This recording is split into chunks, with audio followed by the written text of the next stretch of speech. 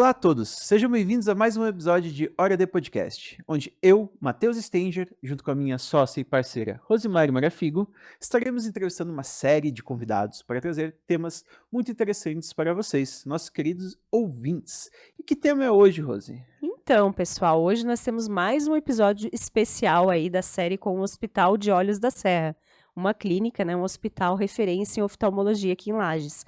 E conosco, então, a doutora Xênia Guevara, ela que é especialista em plástica ocular. Doutora Xênia, seja muito bem-vinda ao Hora de Podcast. Olá a todos, muito obrigada pelo convite, um prazer estar aqui com vocês, ainda mais falar sobre o tema que adoro, sou apaixonada, que é a blefaroplastia. Espero conseguir tirar todas as suas dúvidas hoje, viu? Ah, que bom, é um prazer para nós recebê-la aqui também, já agradecendo tua disponibilidade de tempo, né, de vir aqui numa noite fria gravar conosco, né, doutora? Para iniciar, fale um pouquinho sobre a tua vida, a tua formação, como que você chegou no hospital, conta aí para nós. Sou natural do Peru, passei minha infância lá e uma parte da minha adolescência, cheguei aqui no Brasil com 13 anos, vim com minha família e, bom, durante a escola eu decidi realizar a medicina, que as pessoas que foram minha maior influência foram meus pais, os quais são médicos, né. Então, decidi cursar medicina. Realizei a faculdade aqui, me formei em 2012 na Unisul, na Universidade Sul de Santa Catarina, aqui na Grande Florianópolis. Trabalhei por 4 anos como clínico geral, onde aprendi muito o atendimento humanizado, principalmente escutar os nossos pacientes, as queixas, né, receios. Então, aprendi muito nesse tempo. Em 2017, iniciei a especialização em oftalmologia, a qual realizei no Hospital Regional de São José. Logo em seguida, já fiz a plástica ocular também lá no Hospital Regional de São José. E não satisfeita, né, ainda, sou uma pessoa muito curiosa, então não parei, fiz minha segunda subespecialidade em cirurgia cosmética da face, lá no Instituto Azulay, na Santa Casa de Misericórdia, no Rio de Janeiro. E, logo em seguida fiz uma pós em cosmetria também lá. E no meio desse período todo, nesse tempo todo, realizei vários cursos, entre eles, blefaroplastia com laser CO2 e o curso de óculo-facial, muito específico, principalmente na parte de lifting de supercílios. Fiz com 2 professores incríveis, que são conhecidos internacionalmente, com o Dr. Tadaki e o Rogério Leal. Então, assim, foi uma caminhada longa, mas principalmente para trazer o melhor para os nossos pacientes, né. A gente sempre fica impressionado quantos médicos estudam, né? Sim. Gente do céu, quantos anos deu tudo esse rolê, hein? Os 13. Uns 13 13 anos, anos. né? Ô, doutora, mas deixa eu te perguntar, e a escolha pela oftalmologia? Você já sabia, tipo assim, na faculdade, já sabia ou não? Foi Foi paixão à primeira durante vista? foi Não? durante a faculdade. Então, meu irmão ele era usuário de lente de contato. Então, teve um episódio que, gente, ele dormiu com a lente de contato, esqueceu, no outro dia acordou com muito desconforto, procuramos atendimento, levei para meu professor de oftalmo, e quando foi avaliado, tinha algumas úlceras de córnea, assim, foi muito rápida a evolução, então iniciou o tratamento, e durante a consulta eu me encantei, porque você tem vários tipos de testes, e achei isso o máximo e gostei muito, principalmente porque é dinâmico, né. Uhum. Além que tu consegues fazer tanto a parte clínica como cirúrgica, então, foi aos poucos, Uhum. mas foi por causa do meu irmão. Já fica a dica, não durma Não com durma lente. com lente de contato, gente. É bem sério isso. Eu tenho muito medo Muito, disso, eu vou ser sincero, eu muito. tenho Não, bastante e ela medo. falando aqui, eu pensando, nossa, uma vez eu já fiz isso. É. Ou seja, eu fiquei preocupada com meu irmão, mas ao mesmo tempo foi um sinal, mas não pode Uhum. gente, viu. É. Tá, e falando um pouquinho do Hospital de Olhos da Serra, como que você chegou, como que foi esse contato com o pessoal dali? Estavam precisando, e eu morei muito tempo em Florianópolis. Tive contato, chamaram, conheci a cidade, conheci o hospital, conheci a equipe, é uma equipe muito boa, profissionais muito bons. o hospital, tanto assim que hoje em dia ele trabalha com tecnologias de última geração e sempre está atualizados. Então assim, desde que cheguei, me identifiquei e a equipe é muito boa, gente, assim, muito humanizada. Então, como eu falei, eu cresci meus pais são médicos, eu cresci em um ambiente, né, de cuidado ao próximo. Então eu me identifiquei e gostei, comecei a trabalhar. E mudei pra cá, viu, gente. Passar frio aqui em Olha só. Lages. Passar frio aqui em Lages, exato. Vamos já seguindo então aqui o nosso roteiro de perguntas, né. Como foi o teu caminho até você escolher você já falou um pouquinho, né, mas como é que foi esse caminho, essa trajetória até a cirurgia plástica? Durante a faculdade foi o acontecido com meu irmão. Uhum. Logo em seguida, o nosso preceptor da faculdade, dava aula lá no Hospital Regional de São José. Então, eu comecei a acompanhar, e quando eu descobri, como comentei, né, que é uma área mais dinâmica, então eu me apaixonei completamente. E fiz alguns estágios, claro, né. Logo em seguida que eu decidi, comecei. Durante a residência, você percebe tuas habilidades, né, tu passas por todas as subespecialidades, a gente tem várias subespecialidades no oftalmo, e eu me encontrei na plástica ocular. E justamente o meu professor, doutor Astor Gruma, que é da plástica junto com a doutora Jerusa, são, assim, profissionais incríveis que eu comecei admirando e, bom, acompanhando, foi me apaixonando. Sempre tem alguém de referência, né, na nossa Sempre. história, alguém que a gente estuda, os pais, enfim, né, sempre Uhum. tem alguém bacana. Agora, doutora, vamos ali o que interessa. Me conta um pouco o que é a blefaroplastia. Isso. A blefaroplastia é a cirurgia plástica das pálpebras, tá. O que que a gente faz? A gente remove o excesso de pele das pálpebras, assim como as bolsas de gorduras evidentes, prolapsadas. E esse excesso de pele, né, com essas bolsas, levam aquele aspecto do olhar cansado, envelhecido, triste, e principalmente pode até quando o paciente tem excesso de pele em grande quantidade, isso é muita flacidez, pode até acometer o campo visual. Então a blefaroplastia não é só parte estética, também contribui na parte funcional. E quais são as indicações mais comuns dessa cirurgia? Excesso de pele, né, principalmente campo temporal, o paciente fica incomodado com essa obstrução visual, parte temporal e superior até, tá. Uhum. Mas muitas pacientes jovens também chegam no consultório, então por isso que a gente fala aí a blefaroplastia não tem idade, gente, porque muitos pacientes jovens com fatores genéticos, constitucionais, apresentam sim esse excesso de pele. Então o que acontece? Começa a apresentar dificuldade para maquiagem, né, nós que somos mulheres, na hora de passar sombra, o delineado, até esse final de semana estive com uma colega que ela falou: "Xênia, pelo amor de Deus, preciso fazer urgente minha plástica", 38 anos, né, então, o que acontece? Já apresenta esse excesso de pele, mas é o desenho mesmo, tá, ou seja, a parte genética que também, né, contribui, e na hora de passar o delineador marca o excesso de pele, então tem que ter cuidado até realizar, né, a cirurgia. Então, tendo excesso de pele, prolapso de gordura, a gente já indica. Puxando essa questão aí de prolapso de gordura que você falou, questão de aumento de peso influencia um pouco nessa questão? Aumento de peso, não, influencia na perda de peso.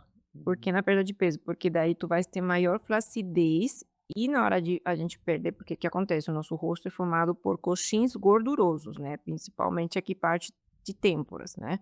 Então quando a gente absorve, ou seja, emagrece, absorve parte de gordura, esses coxins, que acontece? Absorvem junto, flacidez de pele, começa a cair até o canto temporal, então a gente não tem só o excesso de pele junto, vai ter o quê? A queda, a pitose da cauda do supercílio, ou seja, da sobrancelha. Então a queda da cauda da sobrancelha acumula pele parte temporal e também ajuda quem? A descer aqui e acumular pele nas pálpebras. Então, resumidamente, tem que cuidar para não engordar, porque se depois fizer uma dieta, pode ter que fazer. Exatamente, é na dieta mesmo, tá. Tanto assim que a gente orienta muitos pacientes. Até semana passada chegou uma paciente com a bariátrica feita, né. Ela falou que tinha emagrecido 15 quilos, perguntei qual que era o objetivo dela de emagrecer, porque se ela quisesse emagrecer mais, o ideal era guardar para saber o quanto de flacidez que poderia ficar, para a gente conseguir fazer uma cirurgia que tenha um resultado por maior tempo, duradouro no caso, né. Então, ela relatou que não, que estava feliz com a perda de peso e que estava satisfeita, não pretendia mais emagrecer, então a gente planejou a cirurgia. Uhum. E além desse cuidado, doutora Xênia, né, se a pessoa quer emagrecer e tal, fazer isso antes da cirurgia, quais outros cuidados no pré-operatório? Ah, ok. Uma dica que eu sempre falo para os meus pacientes: botox, gente, tá? O botox que acontece, a gente aplica tanto na fronte, mas principalmente na área periocular. Na hora da gente aplicar na área periocular externa, o que que o botox faz? Paralisa o músculo. Então, na hora de paralisar, pode elevar o canto das sobrancelhas, ou seja, do supercílio. Na hora de elevar, pode levantar também uma pálpebra. Então, a gente não, isso dificulta no momento da cirurgia, por quê? Porque a gente não vai ter a real quantidade de pele para ser removida. Então, por exemplo, acabou o efeito do botox. Vai cair, pode ficar um pouco de pele sobrando. Então, eu sempre oriento para os pacientes realizar quando tem acabado o efeito do botox, que é em média de 3 a 6 meses. E tá bem comum, né, essa aplicação do botox aqui para dar Sim, aquela leve erguidinha aqui. a abertura do olhar que a gente diz. Nossa, enquanto ela estava falando aqui pensando, né, que eu acho que já tá quase na hora de dar uma Uma levantadinha. meus olhos já são, assim, mais puxadinhos, né. Do pós-operatório, como é que costuma ser? Claro, depende de pessoa para pessoa, né, como qualquer outra cirurgia. Mas costuma ser muito doloroso, doutora? Praticamente todos os pacientes vão sim evoluir com roxinhos, inchaço, né? Nos primeiros 3 dias, principalmente, que o processo inflamatório da cicatrização, né? Dor, os meus pacientes relatam desconforto leve, tá? Então, esse desconforto a gente consegue sim controlar com analgésicos. Mas se começar a sentir uma dor mais intensa, a gente deixa orientado. Eu deixo o meu contato telefônico particular para entrar em contato, e não é normal sentir dor, é mais um desconforto, né. Claro que vai depender do limiar de dor de cada paciente, né, mas geralmente é só um Bem tranquilo. desconforto, exato, Uhum. né. Além disso, a gente orienta, claro, compressas frias, né, repouso para ajudar a evitar aquele inchaço intenso. E, além do repouso, a gente também orienta evitar a exposição solar, principalmente nos primeiros 2 meses, porque isso pode interferir sim na cicatrização. Então, os cuidados, usar óculos escuros, um chapeuzinho, principalmente quando associamos o lift de supercílio, porque o óculos não consegue ter aquela proteção superior. Então, sempre, né, um chapeuzinho associado. Desculpa, gente. Uhum. Deixa eu fazer uma pergunta, você falou ali cuidar do sol por causa da cicatrização. Fica alguma marca, alguma coisa ou não aparece nada? Depende de cada organismo, tá? Tu fazendo os cuidados adequados, com a cicatriz no começo fica vermelha, um pouco mais espessa, e aos pouquinhos já vai melhorando, né, ficando cada vez mais clarinha. Tem pacientes que com 1 ano já começa a sumir, 1 ou 2 anos já começa a sumir, tem pacientes que não, que fica clarinho, né. Então isso depende muito da genética, do organismo de cada paciente, mas generalizando, a maioria some, tá, mas não é todo mundo. Uhum. E o sol sim pode interferir porque pode manchar a pele, pode manchar a cicatriz, pode ficar escura, a lente pode ficar mais grossinha e interferir no processo mesmo, né. Então por isso que a gente orienta principalmente os primeiros meses, gente, evitem exposição solar direta, usar Uhum. proteção. Ô, doutora, e outra coisa curiosidade que surgiu aqui, quanto tempo mais ou menos dura a cirurgia em si, na maioria das vezes, e que tipo de anestesia que é utilizado, como é que funciona? Tá, depende. Depende muito. A blefaroplastia superior, 1 hora. Blefaroplastia inferior, 1 hora e meia. Por quê? Porque a gente tem as bolsas de gorduras, tá? São mais vascularizadas, então sangra um pouco mais. E supercílio, 1 hora. Então, por exemplo, o que eu e a nossa equipe de de anestesiologista, né? A gente combinou. Até 2 horas a gente faz anestesia local com sedação. Sedação, medicação na veia, exatamente, para tu relaxar. Mais de 2 horas a gente faz com geral. Por quê? Porque até 2 horas o paciente ainda está confortável com a sedação, mas passou de 2 horas, geralmente ele acorda, fica desconfortável, então a gente ficar correndo durante a cirurgia, né. Não é legal. Exatamente, então é melhor até 2 horas, geralmente, né, eu faço com sedação e Passando disso. passando geral. E doutora, existe alguma contraindicação para esse tipo de cirurgia? Primeiro, se a gente apresenta alguma infecção aguda no olho, né, então a gente com certeza ou na área periocular, a gente suspende, primeiro trata, né. Segundo, em relação a doenças sistêmicas do paciente, cardiopata, descompensado, diabético, né, ou se tem alguma outra doença, então o que que a gente faz? A gente vai solicitar exames pré-operatórios e sempre meus pacientes vão passar por uma avaliação de risco com o especialista que ele acompanha, né. Tanto assim que quando acontece o especialista vê que o paciente não está compensado, não vai liberar, então a gente não realiza, tá. Mas, na maioria das vezes, eles conseguem controlar, até por quê? Porque a gente chega a fazer cirurgias com anestesia geral, então precisa, assim, primeiro passar com o especialista, se não está controlado, vai compensar. No momento que estiver compensado, a gente planeja a cirurgia e realizamos. É como qualquer outra cirurgia, né, tem Uhum. todo o procedimento ali de pré-operatório, e dá pra prever muita coisa, né, doutora, com esses exames aí, né. Então, gente, é muita essa semana passada aconteceu tudo, tá. Até chegou uma um paciente, queria realizar, pediu os exames, os pediu os exames preparatórios, encaminhei até para o cardiologista dela, e acharam que estava com alteração. Realizou o procedimento, me volta 6 meses depois agora, né, compensado, mas a gente ainda vai precisar planejar a cirurgia até o cardiologista liberar. Então foi um sinal. Realizou os exames pré-operatórios, deu alteração, se não tivesse realizado, não teria descoberto essa alteração, não teria tratado. Interessante, né, uma Uhum. coisa levou a outra, bacana isso. E eu posso repetir esse tipo de procedimento várias vezes? A cirurgia dura em média de 10 a 15 anos, né. Então, o que acontece? A gente não para de envelhecer, nosso processo de envelhecimento continua. Então, se acumular novamente pele, flacidez, excesso de pele, sim, pode fazer tranquilamente. E quanto tempo esse paciente ele pode voltar à rotina dele? Você falou alguns cuidados ali no pós-operatório. Exercício físico, por exemplo, Sim, trabalhar, tem sim. alguma, tipo assim, alguma atividade que vai forçar um pouquinho mais o olho, alguma coisa nesse sentido? Sim, depende muito da atividade profissional que o paciente realiza, né. Um exemplo, se realizar uma atividade leve, trabalho em escritório, não tem exposição à poeira, à terra, um exemplo.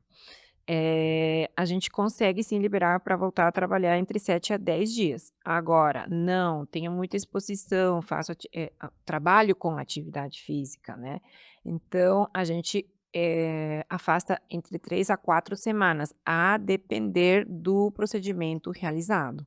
Perfeito. Geralmente, quando eu faço até o supercílio associado, eu afasto 1 mês. Por quê? Porque o supercílio é uma área que pesa o rosto todo, a gente tem um músculo chamado ESMAS também, né. Então a gente precisa, assim, controlar em relação a isso. Mas atividade física, se fizer superior e inferior, 3 semanas, né, a 1 mês, como comentei. Bem tranquilo. Uhum. Agora, doutora, vamos falar um pouco sobre a questão de tecnologia e diferenciais, né? Hoje existe a cirurgia convencional e além da cirurgia convencional, você também faz uma com laser de CO2. Seria isso mesmo? Isso mesmo, gente, o laser CO2 É uma tecnologia que já existe há muito tempo, mas ele veio para a blefaroplastia para dar resultados inovadores mesmo, né. Então o que acontece? O laser tem 2 ponteiras, tá, a ponteira cirúrgica e a ponteira que a gente consegue fazer o resurfacing no rosto todo, ou seja, o laser na face toda, tá. Então, na hora que a gente usa a ponteira cirúrgica, ele consegue fazer o corte e coagula os vasos ao mesmo tempo. Então, na hora que tu coagula o vaso, tu vai ter menos sangramento, e menos sangramento leva a menos inchaço, menos roxinhos, então tu vai ter uma evolução mais rápida e um retorno mais rápido para tuas atividades. E na hora que a gente troca a ponteira, a gente consegue fazer o resurfacing, ou seja, o laser CO2 fracionado no rosto todo. E qual que é a função disso, né? Ou qual que é o benefício? Melhora a textura da pele, estimula colágeno, melhora as manchinhas, e a gente consegue até aplicar os drug deliveries, que são substâncias com princípios ativos, medicamentos, que melhora tanto o estímulo de colágeno, ou seja, estimula mais ainda e melhora as manchinhas. Então vale muito a pena, até porque o laser faz como se fosse uma ponte. Então esses medicamentos que a gente aplica, eles ajudam a potencializar ainda mais. Então a gente tem um resultado, muitos resultados assim, incríveis, bonitos, que vale a pena. Tu já estás no centro cirúrgico, imagina, realizar, remover o excesso de pele e fazer tratamento da pele ainda, da face toda, é maravilhoso. Muito bom. Altera alguma coisa na recuperação? Alguma diferença? Sim, no tempo, porque a gente orienta maior cuidado com a exposição solar, né, na hora de ter o contato com a água e principalmente, os cuidados na hora de aplicar as pomadas, né, com protetor solar que a gente orienta, tem que ter maior cuidado, esses cuidados a gente orienta certinho, né. E como que você determina qual que é o critério de escolher se você vai fazer a laser ou a convencional? Quando que é indicado? Tá, o laser não é todo mundo que tem indicação. O laser a gente indica em fototipo 1, 2, 3, que significa peles um pouco mais claras, né, até um nível de moreno. Agora, quem não tem indicação, quem tem fototipo mais alto, eu consigo, né, oferecer outros tratamentos, por exemplo, Profile, NCTF, intraoperatório, para estimular melhor o colágeno, né, melhorar a textura da pele, né. E muitas vantagens com o laser, mesmo cirúrgico, porque a gente pode fazer só a parte do corte cirúrgico, né. Então, por exemplo: "Ah, doutora, eu não quero fazer o resurfacing, que é o laser fracionado no rosto inteiro, eu só quero fazer com o corte". Ok, a gente consegue fazer o corte com o laser. Por quê? Porque eu acabei de comentar, menos sangramento, menos inchaço, recuperação mais rápida. Então a gente também consegue oferecer isso para o paciente. Doutora, vamos falar um pouco agora sobre a questão do resultado da cirurgia. A pessoa fica com uma aparência natural, fica estranho, tem que tomar cuidado com isso, como é que é? Certo. Então a gente realiza a cirurgia de forma precisa, né. Não retiramos em excesso, justamente porque temos como objetivo a saúde ocular. Então, o nosso intuito é deixar o quê? Um olhar renovado, mais natural, com resultado leve, né, que traga aquela beleza leve do paciente, tanto assim que nas cirurgias a gente reposiciona as estruturas, a gente não faz nada além. Agora, se o paciente tem interesse de elevar um pouco mais a cauda supercílio, aquele fox size, ok, mas deixamos sempre de forma natural. É para trazer de fato a beleza da pessoa, né. Exatamente. E aqui Mantendo os traços, tudo. sim, e aqui é muito importante, por isso que, vem, né, o que eu gosto muito de orientar o paciente, a consulta individualizada, né, não é todo mundo que vai ficar igual. Muitos pacientes chegam com receios, anseios, né, e até pedindo um resultado que não vai ficar igual, justamente pelas características, né. Então, sempre tentamos orientar, minha consulta até demora 1 hora para tentar escutar tudo que ele o que que ele está desejando, né. E Expectativas. exatamente, expectativas, né. E claro, quando eles no final da cirurgia, os pacientes geralmente, meu Deus, saem apaixonados, né, porque a autoestima melhora muito. E a partir daí já começa a fazer o restante procedimentos, botox, né? E eu gosto muito de encaminhar logo em seguida até para dermatologia, justamente para continuar o acompanhamento, né? Uhum. Fazer um acompanhamento em conjunto. Você falou ali, Então, doutora, que a tua consulta dura em torno de 1 hora. Vamos supor, eu tenho interesse em fazer a cirurgia e eu tenho necessidade. Quanto tempo leva da minha decisão de entrar em contato com você até a gente fazer a cirurgia? Já tá tudo certo? Quanto tempo, assim, mais ou menos? ok, o paciente geralmente quer já. Uhum. Tá decidido, isso eu acho muito bom, mas a necessidade sim de se planejar, porque precisa fazer exames pré-operatórios, passar com o especialista se tem alguma doença, né? E eu sempre oriento, principalmente épocas de frio, é muito procurado, oriento marcar 1 mês e meio antes para a gente conseguir planejar. E, assim, muitos pacientes até me questionam: "Ah, doutora, mas dá para fazer no verão?" Dá para fazer no verão, desde que você tenha os cuidados adequados, mas com certeza pode fazer. Mas a maioria é no inverno, justamente para não ter essa dificuldade, né, com a exposição solar e o calor também. O calor, eh, Sempre incomoda mais, né? incomoda, tem um maior desconforto local mesmo. Ó, então é o momento certo de procurar a doutora Xênia se você está desconfortável com a sua pálpebra. Doutora Xênia, nós já estamos nos encaminhando aqui para o final do episódio. Eu vou deixar o espaço aberto aí para ti, então, para tu colocar as tuas considerações finais. Se teve alguma coisa que a gente não perguntou, fique à vontade. Tá ótimo, gente. Gostaria de agradecer todos vocês pelo convite, o Hospital de Olhos, colegas, muito obrigada. Assim, é uma equipe incrível que eu só tenho que agradecer pelo convite. E a todos os meus pacientes, se planejem, venham consultar 1 mês e meio antes, de preferência, para conseguir realizar uma cirurgia, com objetivos bons e resultados incríveis, do jeito que você merece. Perfeito, então, doutora. Gostaríamos de agradecer, né? Muito obrigado por ter vindo aqui, falado com a gente, ter tido a proatividade de perder esse tempinho ali com a gente, né? E gostaria de agradecer você, aí de casa, por ter assistido mais um episódio de Hora do Podcast comigo e com a Rose. E não esqueçam de seguir a gente nas redes sociais e seguir também o Hospital de Olhos da Serra, né? Então o QR Code está aparecendo aqui do lado, vai ali com o celular, você vai ser encaminhado direto ao atendimento do Hospital de Olhos da Serra, vai poder falar com a doutora, vai poder marcar uma sessão com ela. Inclusive, doutora, deixa tuas redes sociais aí também. Claro, o Instagram é DRA doutora Xênia Guevara, né, e vocês podem me achar lá no Hospital de Olhos, gente. Isso Isso aí. aí, muito Então, obrigada, doutora obrigado, Hospital de Xênia. Olhos da Serra. Isso.